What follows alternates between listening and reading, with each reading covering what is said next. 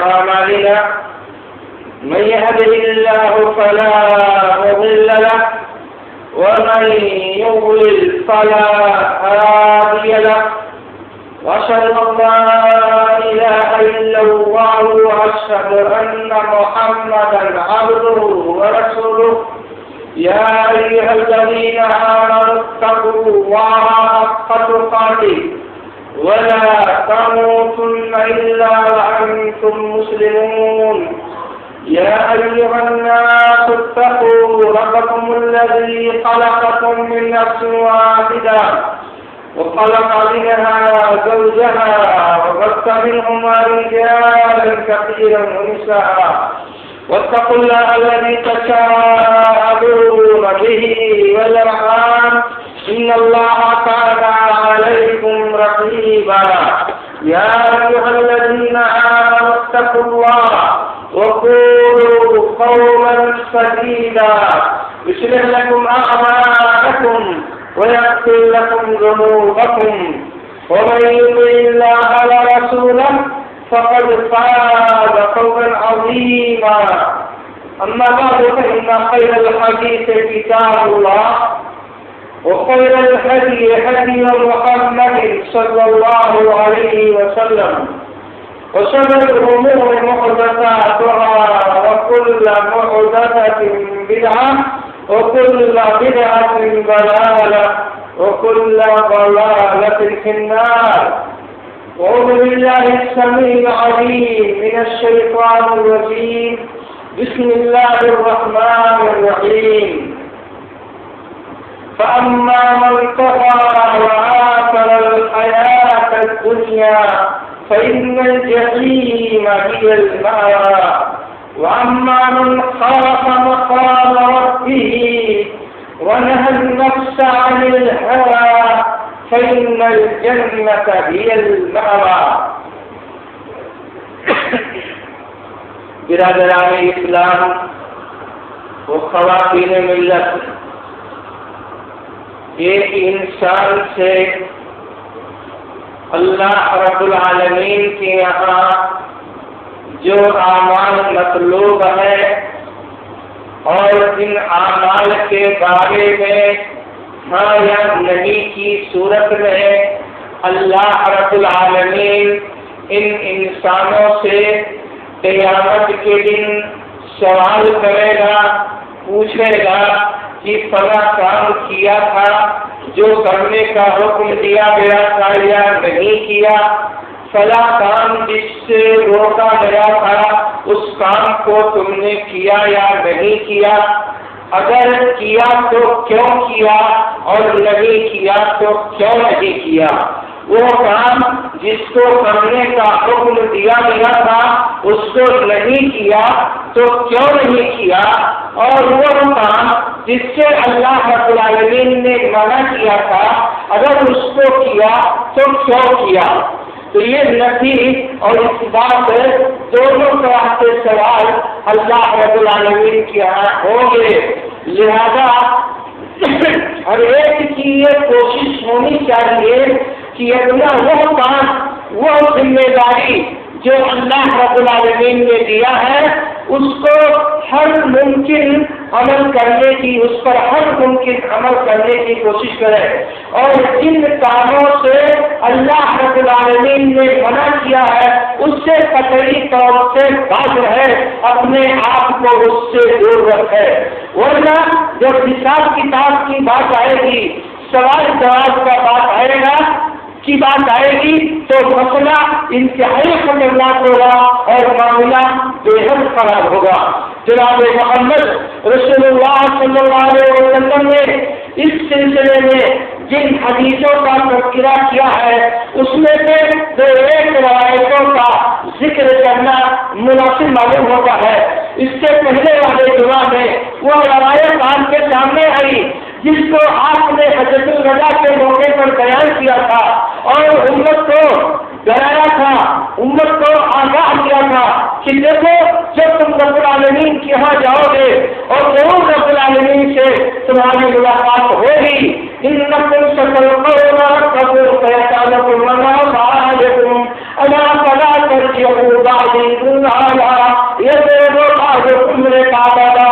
یہ روایت ہے جس سے پہلے خطبے میں ذکر کی گئی تھی کہ رسول نے کہا تھا کہ ہوشیار رہنا،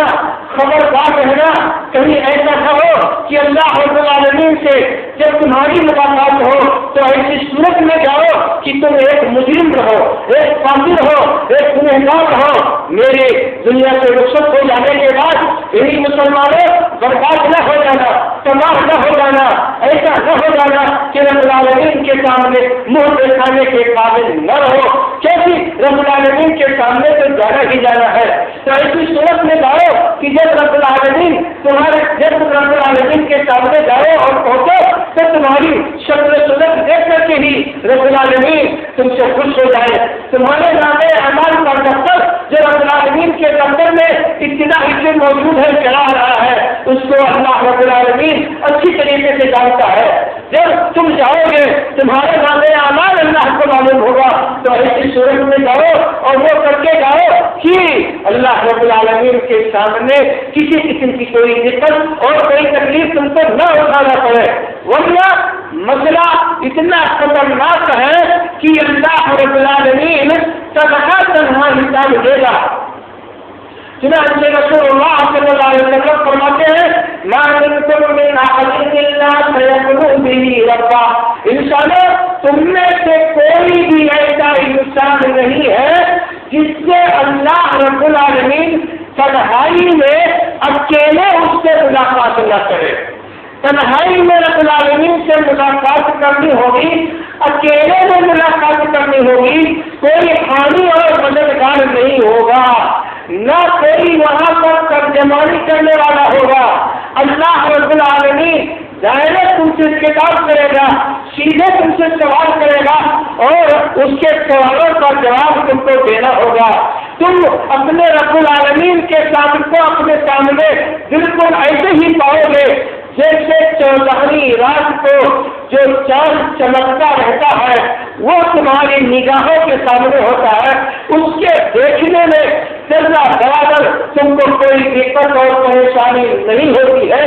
ایسے ہی کوئی بھیڑ بھاڑ نہیں ہوگی، کوئی دھکا مکی کی بات نہیں ہوگی، تو حساب کتابوں کا معاملہ بالکل تنہائی میں ہوگا اور ہر ایک سے اللہ رب العالمین تنہائی میں جا کر کے سوال کرے گا۔ فرمائے گا رب العالمین یا بنی آدم ما غرک بربک الکریم، اے انسان، اے آدم کی اولاد، تیرے رب کی جانب سے کون سی چیز نے تم کو دھوکے میں ڈال رکھا تھا کہ اپنے رب کی فرما برداری کو تم نے نہیں کیا؟ رب العالمین نے جو حکم دیا تھا کرنے کو اس کو تم نے انجام نہیں دیا، اور جن چیزوں سے اللہ رب العالمین نے تجھ کو روکا تھا اور جن چیزوں سے تجھ کو اللہ نے منع کیا تھا ان چیزوں کو تم نے کس حساب سے کیا؟ تو اپنے رب کی جانب سے کس حساب سے تم دنیا میں دھوکے میں پڑا رہا؟ کیا تیرے دماغ میں یہ بات آتی تھی کہ رب العالمین کے یہاں کام چل جائے گا؟ کیا تیرے دماغ میں یہ بات نہیں آئی کہ ایک سلسلہ طویل سلسلہ جو اللہ رب العالمین نے تمہارے نامے اعمال کو شروع کیا ہے، جو تمہارے وجود سے ہی نہیں کائنات کے وجود سے 50,000 سال پہلے سے اللہ رب العالمین نے جس کا انتظام کیا ہے، اور جو تیرے زندگی کے آخری پل تک اور آخری لمحے تک تیرے ساتھ رہے گا، اور پھر اس کے بعد اس کا رد عمل کے طور پر ان سے تیری ملاقات قبر ہی سے شروع ہو جائے گی، حشر میں بھی رہے گی، حساب کتاب کے وقت بھی رہے گی، پورے صراط کے اوپر بھی رہے گی۔ تو کیوں تیرے دل و دماغ میں یہ بات نہیں آئے گی؟ جو تم دھوکے میں پڑا ہوا تھا، انبیاء و رسول کا سلسلہ بھی گیا، بتانے والے بھی آئے، ہدایت کار بھی آئے، نصیحت کرنے والے بھی آئے، اس کے باوجود بھی میں تیرے کریم رب کی جانب سے کون سی چیز آئی کہ اس نے تجھ کو اس سے غافل کر دیا اور دھوکے میں ڈال دیا؟ کتنا عظیم سوال ہوگا میرے بھائیوں رب العالمین کا۔ ایسی صورت میں ایک انسان کا کیا عالم ہوگا اور کیا صورت حال ہوگی میرے بھائیوں، اس کا اندازہ ہم اور آپ آج نہیں لگا سکتے ہیں. یہ تو جس کے اوپر بیتے گی اس وقت وہی جانے گا. آج دنیا میں کوئی معمولی سی مصیبت ہمارے سامنے آ جائے تو ہم گھبرا جاتے ہیں. ہم صبر نہیں کر سکتے ہیں, اس کو برداشت نہیں کرنے کی طاقت نہیں رکھتے ہیں. جب رب العالمین کے سامنے یہ مصیبت کی گھڑی ہوگی تو میرے بھائیوں اس وقت کیا عالم ہوگا اور اس وقت کیا انجام ہوگا. اس انجام کے لیے کیا کبھی آپ نے سوچا, کیا کبھی ہمارے دماغ میں یہ خیال آیا کہ یہ ہمارے سامنے ایسی گھڑی بھی آنے والی ہے کہ ہم رب العالمین کے سامنے سدا کھڑے رہیں گے, کوئی حامی مددگار نہ رہے گا, کوئی وکالت کرنے والا نہ رہے گا. جناب محمد رسول اللہ صلی اللہ علیہ وسلم ایک اور روایت میں فرماتے ہیں لم يكن من أحد إلا سيكلمه به ربه ليس بينه وبينه ترجمان فينظر أيمن منه. کہ مسلمانوں دھیان دینا, ایک دن ایسا آنے والا ہے کہ تم میں کے جتنے بھی لوگ ہیں اس کائنات کے بچنے والے ہر انسان سے اللہ رب العالمین گفتگو کرے گا. پہلے والی روایت میں ہے کہ تنہائی میں ملاقات کرے گا, اور اس روایت میں ہے کہ اللہ رب العالمین تم میں سے ہر ایک سے یعنی انسانوں میں سے ہر ایک سے اللہ رب العالمین گفتگو کرے گا, اور اس گفتگو کے درمیان کسی بھی ترجمان کی ضرورت نہیں ہوگی. مشرق کا رہنے والا ہو یا مغرب کا, شمال کا رہنے والا ہو یا جنوب کا, دنیا میں جتنی بھی زبانیں اللہ رب العالمین نے دیا ہے, جتنی بھی زبانیں پائی جاتی ہیں, کسی بھی زبان کا بولنے والا انسان ہوگا اللہ رب العالمین ہی نے زبان دیا ہے. لہذا وہاں کوئی ترجمہ کرنے والے کی ضرورت ہی نہیں ہوگی. تو جس زبان میں بھی بولے گا اللہ رب العالمین اسی زبان میں تجھ سے گفتگو کر دے گا. لہذا کسی وکیل کی ضرورت نہیں پڑے گی, کسی ترجمان کی ضرورت نہیں پڑے گی کہ وہ ترجمانی میں کچھ خیالت کرنا ہے, بتانے میں کچھ الٹ پھیر کر دے. ایسا بھی رب العالمین کے ہاں انسانوں ممکن نہیں ہوگا. صورت حال تو یہ ہوگی کہ اب سے وہ اپنے داہنے جانب دیکھے گا, تلاش کرے گا کوئی حامی اور مددگار ہے, بائیں جانب دیکھے گا, تلاش کرے گا یہاں کوئی ہے. چنانچہ جب اپنے داہنے جانب دیکھے گا تو وہی دیکھے گا جو کچھ دنیا میں اس نے عمل کیا ہے, جو دنیا میں کام کیا ہے, تو وہ اپنے ان اعمال کو دیکھے گا. بائیں جانب دیکھے گا تو اپنے ان اعمال کو دیکھے گا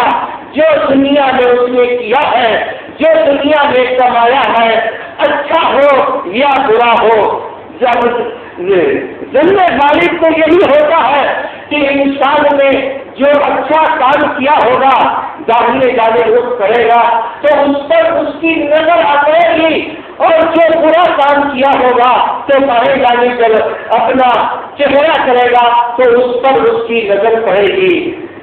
اب اگر آگے اور سامنے نظر کر رہا ہے تو اس کے سامنے جہنم موجود ہے.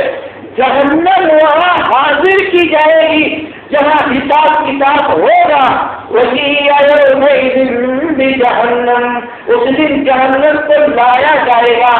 اللہ رب العالمین جہنم کو بالکل قریب کرے گا, جس سے حساب کتاب لے گا. اس سامنے میں اس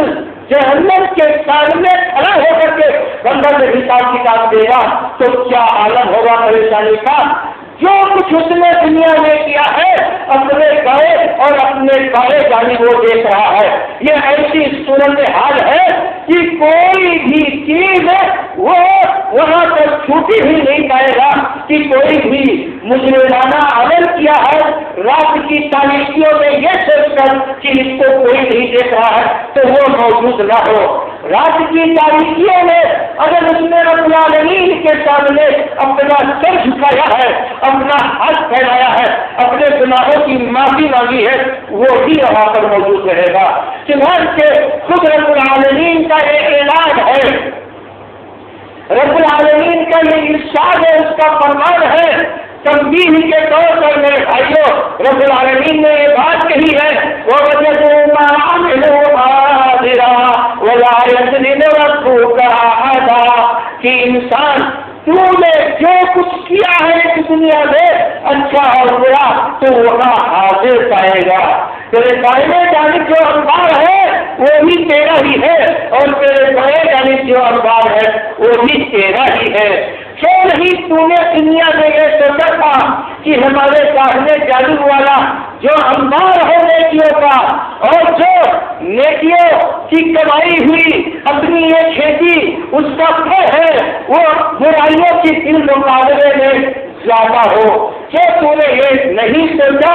کہ تو جو دنیا میں برائیاں کما رہا ہے وہ اللہ رب العالمین کے یہاں جب جائے تو وہاں یا تو قدر ہی پائے اور یا تو بہت معمولی ہو کہ جس کے حساب کتاب میں اللہ رب العالمین انتہائی نرمی اور آسانی کر دے. رب العالمین نے تو پہلے ہی بتا دیا تھا کہ کوئی چیز تمہاری ضائع نہیں کی جاتی ہے. تمہارا عمل ہر ایک ذرہ برابر ہو تو وہ بھی اللہ رب العالمین کے یہاں محفوظ ہے.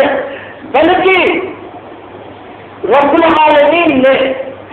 تو یہاں تک بشارت دی ہے مسلمانوں کو کہ اگر تم ایک ہفتہ بھی اللہ رب العالمین کے کو خوش کرنے کے لیے دنیا میں خرچ کرو گے تو اللہ رب العالمین اس ہفتے کو اس دانے کو بڑھاتا رہے گا جس دن سے تم نے خرچ کیا ہے اور جب تک حساب کتاب قائم ہونے کا دن آئے گا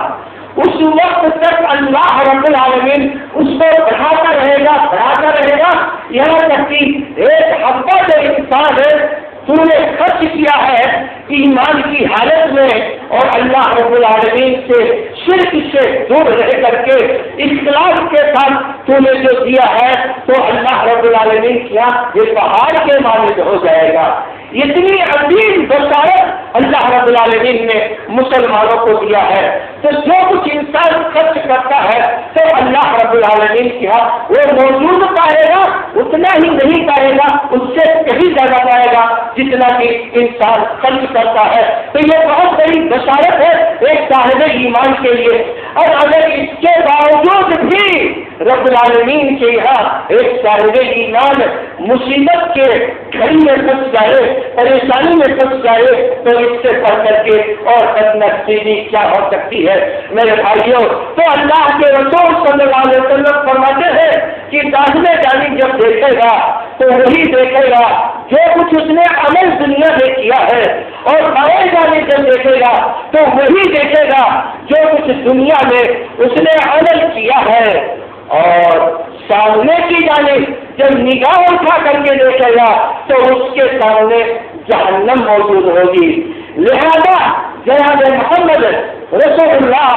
صلی اللہ علیہ وسلم کی ہدایت کیا ہے میرے بھائیوں. ایسے موقع کے لیے یہ رسول اللہ صلی اللہ علیہ وسلم ہدایت فرماتے ہیں نصیحت فرماتے ہیں مصیبت کے گھڑی میں تمہارے لیے کون سی کام ہونے والی ہے میرے بھائیوں. رسول فرماتے ہیں لہذا مسلمانوں اپنے آپ کو جہنم کی عذاب سے بچانے کی ہر ممکن کوشش کرو. اگرچہ اللہ کے راستے میں کھجور کا ایک ٹکڑا ہی دے کر کے کیوں نہ ہو یعنی اللہ کے راستے میں معمولی چیز بھی اگر تم خرچ کرو گے تو قیامت کے دن تمہارا یہی خرچ کرنا کام میں آئے گا اور اس مصیبت کے وقت اور کوئی حامی اور مددگار نہیں ہوگا. اپنا جو تمہارا عمل ہے اچھا عمل اگر وہ معمولی بھی ہو تو وہ تمہارے کام آئے گا اور یہی تم کو اس وقت جہنم کے عذاب سے نجات دلائے گا. جی ہاں کسی کا دامن نہیں کسی کی مدد نہیں کسی کی سفارش اور شفاعت نہیں. کیا تم کو نجات دلائے گا رسول فرماتے ہیں اگر جہنم سے اپنے آپ کو بچانا ہے تو اللہ کے راستے میں ایک معمولی چیز بھی اگر اچھا ہو تو اس کو کرنے میں شرمانا نہیں اس کے کرنے میں ہچکچانا نہیں، معمول فضول کا معمولی سا ٹکڑا بھی اللہ کے راستے میں اگر ضرورت ہے تو دے ڈالو، اور اگر اتنی بھی طاقت تمہارے پاس نہیں ہے، تم اتنے محتاج ہو گویا کی دنیا میں کہ تم ایک فضول بھی نہیں دے سکتے اللہ کے راستے میں، تو سیدہ تو کم سے کم اپنی زبان کو جب دوسروں کے سامنے کھولو تو اچھی باتیں بولو، طیب کلمات کا استعمال کرو، پیاری پیاری باتیں اپنی زبان سے نکالو، اپنی زبان سے بد کلامی کی باتیں نہ کرو، ایسی چیزیں نہ کرو جو حرام کے کھانے میں جاتی ہے، زبان سے اچھی گفتگو کرو، لوگوں سے فائدے سے خوشی اور ہنسی سے مل کر کے ملاقات کرو، اگر خرچ کرنے کی طاقت نہیں ہے تو کم سے کم ایک مسلمان اتنا تو کر ہی سکتا ہے کہ جب بھی کسی اپنے بھائی سے ملاقات کرے، کسی صاحب ایمان سے ملاقات کرے، کسی انسان سے ملاقات کرے تو اس سے ہنسی اور خوشی سے ملاقات کرے، تو اس کا یہ عمل بھی اللہ رب العالمین کے ہاں اتنا پسندیدہ ہوگا کہ جہنم کے عذاب سے نجات دلانے میں مدد کرے گا۔ جی ہاں میرے بھائیوں، تو حساب کتاب کا معاملہ بڑا خطرناک اور بڑا گمبھیر ہے۔ جناب محمد رسول اللہ صلی اللہ علیہ وسلم نے کچھ اہم چیزوں کے بارے میں خصوصیت سے بتایا ہے اور ہم لوگوں کو متنبہ کیا ہے۔ چنانچہ جناب محمد رسول اللہ صلی اللہ علیہ وسلم فرماتے ہیں کہ لن تزول قدم ابن آدم حتى يسأل عن عمره فيما أفنى، کہ اللہ رب العالمین انسانوں تمہارا قدم اللہ رب العالمین کے سامنے سے انسانوں تمہارا قدم ہٹ نہیں سکتا ہے۔ من ہرگز ایسا نہیں ہو سکتا ہے کہ رب العالمین کے حساب کتاب لیتے وقت تمہارا کوئی قدم اس سے پیچھے ہٹ جائے، ہرگز نہیں ایسا ہو سکتا ہے، یہاں تک کہ اللہ رب العالمین تم سے چند چیزوں کے بارے میں سوال نہ کر لے۔ سوال جن چیزوں کے بارے میں ہے میرے بھائیوں بڑا ہی خطرناک سوال ہے، اور اس کا جواب دینا بہت ہی مشکل پڑے گا۔ سوال کیا کیا ہے رب العالمین، کیا کرے گا رب العالمین، جو جناب محمد رسول اللہ صلی اللہ علیہ وسلم نے بتایا ہے، حتى يسأل عن عمره فيما أفنى۔ نمبر 1 سوال، انسان یہ بتا کہ تیری اپنی پوری زندگی جو اللہ رب العالمین نے تجھ کو دیا ہے، تیری یہ زندگی ختم کہاں ہوئی ہے؟ یہ عمر جو اللہ نے تجھ کو دیا تھا، جتنا بھی دیا تھا، 10 20 40 50 سال تکلیف کی زندگی، جب اللہ رب العالمین نے انسانوں کو اس عمر میں مکلف بنایا ہے کہ اس عمر سے اب تمہارا جو کام ہے وہ اللہ کے یہاں مطلوب ہے، کرو گے تو اس کا بدلہ پاؤ گے، نہیں کرو گے تو مجرم ہوگے، تو اس عمر کے بارے میں اللہ رب العالمین سوال کرے گا، کیونکہ انسانوں کا ایک عمر بچپنے کا ہوتا ہے جب اللہ رب العالمین نے اس کو کسی شریعت کا پابند نہیں بنایا ہوا ہوتا ہے، وہ شریعت پر عمل کرے تو اس کا عمل کرنا انتہائی دشمنی کے عالم میں یہ بہتر اچھا ضرور ہے، لیکن حساب کتاب کے ذمے میں وہ نہیں آتا ہے۔ تو جو زندگی انسان کی حساب کتاب کے ذمے میں آتی ہے، دراصل اللہ رب العالمین اسی زندگی کے بارے میں سوال کرے گا جو تمہاری شعور کی زندگی جہاں سے شروع ہوتی ہے آخری زندگی تک، جہاں کہ انسان ہوش و حواس میں رہتا ہے۔ تو اس زندگی کے بارے میں دراصل اللہ رب العالمین کا سوال ہوگا کہ بتاؤ تم نے اپنی اس زندگی کو کہاں سے گوایا، تمہاری زندگی گزری کہاں پر؟ کون سا انسان ہے آج میرے بھائیوں جس کو یہ معلوم ہے جس کو یہ یاد ہے کہ اس کی زندگی اس عمر سے لے کر کے اور آگے وفات تک کہاں کہاں گزری ہے، اور اس نے اس زندگی میں کس پل میں کس گھڑی میں کہاں اس نے کیا اچھائیاں کیا ہے اور کہاں اس نے کیا برائی کی ہے، تو اس سوال کا جواب ایک انسان میرے بھائیوں کیسے دے سکتا ہے اللہ رب العالمین کے سامنے؟ تو یقیناً یہ سوال کی گھڑی انتہائی مشکل گھڑی ہوگی اور انتہائی پریشان کن گھڑی ہوگی۔ تو نمبر 1 کا سوال تو یہ ہوگا اللہ رب العالمین کے ہاں کہ بتا تیری پوری زندگی جو گزری ہے وہ کہاں پہ گزری ہے، کیسے گزری ہے۔ نمبر 2، تیری زندگی کے حصے میں ایک عمر وہ تھی جس کو جوانی کہا جاتا تھا۔ زندگی کے سوال کے بعد دوسرا سوال ہے تیری جوانی کا۔ دراصل جوانی میں انسان عموماً آپے سے یا تو باہر رہتا ہے اور تو یا تو انتہائی امانتدار، دیانتدار، سچا، اللہ رب العالمین کے دین کا پابند ہوتا ہے۔ جوانی میں جب انسان عمل کرتا ہے تو اللہ رب العالمین کو اس کا وہ عمل انتہائی محبوب اور پسندیدہ ہوتا ہے۔ جوانی میں جو بھی کام انسان کرتا ہے اگر اچھا ہے تو انتہائی اچھا کرتا ہے اور برا ہے تو انتہائی برا کرتا ہے۔ اسی وجہ سے لوگ کہتے ہیں جوانی یہ دیوانی ہوتی ہے۔ جب انسان جس عمل کے لیے بھی دیوانہ ہوتا ہے تو پھر اس سے بڑھ کر کے اور دوسرا کوئی بہتر کام وہ نہیں کر سکتا ہے۔ اچھے کام کے لیے دیوانہ ہو گیا، اس کے دل میں بات آ گئی کہ ہم اپنے دین کو قائم کریں گے، ہم اللہ کے دین کی تبلیغ کریں گے، اللہ کے دین کو سیکھیں گے، میں مسجدوں کو آباد کروں گا، میں ان جگہوں کو آباد کروں گا جہاں سے اللہ اور اس کے رسول کی باتیں ہوتی ہیں، تو یقیناً اس کا کام نہایت ہی وسیع اور نہایت ہی مضبوط ہوگا۔ اور اگر اس زندگی میں انسان گمراہ ہو جاتا ہے، شراب خور ہو جاتا ہے، بدکار ہو جاتا ہے، ظالم ہو جاتا ہے، مجرم ہو جاتا ہے، تو اس سے بڑھ کر کے باقی اور مجرم ہی کے لیے کوئی نہیں ہوتا ہے۔ تو اللہ رب العالمین سوال کرے گا اس خصوصی